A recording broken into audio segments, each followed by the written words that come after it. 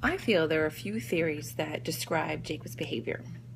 First off, Jacob was in a lower class family, but there was nothing outside the norm to provoke behavior that he exhibited, such as there was no abuse, neglect, or drugs involved. He didn't start to exhibit this kind of behavior until he got into school. Since he was lower class, he could not afford the material possessions that the middle class had, and naturally, like any other child, he wanted those possessions. So he resorted to stealing them. I believe he felt the strain of not fitting in and not having those possessions, which every child goes through. That helps portray Agnew's general string theory. Jacob was feeling the strain of not having the things that the middle class had. Therefore, he felt angry about it. And according to Agnew, anger leads to limited self-control. That's why I believe that he decided that he needed to steal these things. He lacked that self-control to realize this is not the right thing to do. I cannot just steal to get things that I want. I need to purchase them legally.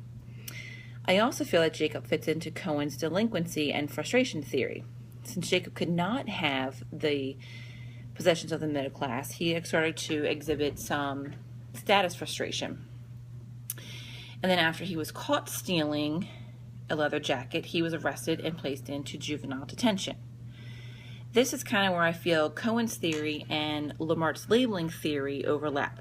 According to Cohen, since Jacob could not fit in with the middle class and was labeled a thief and an outcast, he therefore formed his own subculture gangs who also portray the same activities and behaviors that he wanted to do, which is stealing to make their own, to kind of fit in, to get into their own class status that they wanted.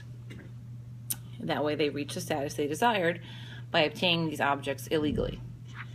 But that is also where I feel Lamarck's theory comes into play, is once he was labeled a thief in the eyes of his peers and his teachers, and according to Lamarck, he is now considered a secondary deviant.